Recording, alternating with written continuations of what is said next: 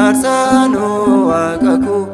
Dugana Kabotako Akamaram Kabaroni Fakenya Dawiti Kirarani Nan Farsano Akaku Dugana Kabotako Akamaram Kabaroni Fakenya Dawiti Kirarani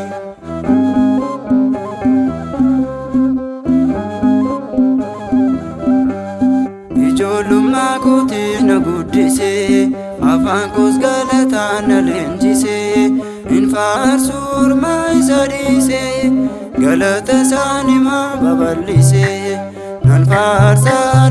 Waaqa koo dhugaan akka abboota koo akka Maariyaam kabarooni fakkeenya Daawitii kiraaraani nan faarsaa Waaqa koo dhugaan akka abboota koo akka Maariyaam kabarooni fakkeenya Daawitii kiraaraani.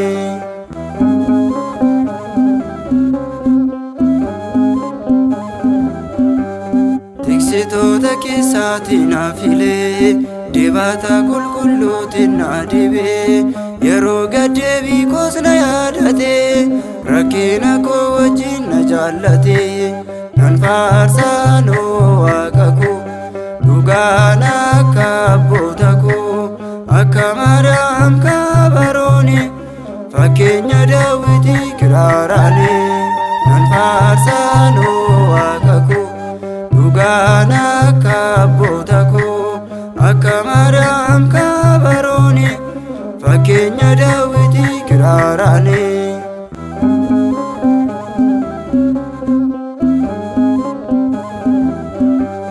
Darbatamoo sanoo hin kufu maqaa kee faarsuuf yeroon dhufu dhibee koof naaf taateetta daawwaa sagaleen kees dammarraa mi'aawaa nan faarsaa Waaqa koo dhugaan akka abboota koo akka Maariyaam kabarooni fakkeenya Daawitii kiraaraani nan faarsaa Waaqa koo dhugaan akka abboota koo akka Maariyaam kabarooni fakkeenya Daawitii kiraaraani.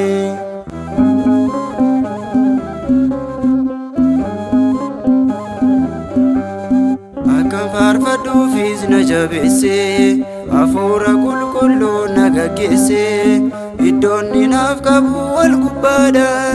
galata Waaqa kun ni guddaadha nan faarsaa Waaqa koo dhugaan akka abboota koo akka Maariyaam kabarooni fakkeenya Daawitii kiraaraani nan faarsaa Waaqa koo dhugaan akka abboota koo akka Maariyaam kabarooni fakkeenya Daawitii kiraaraani.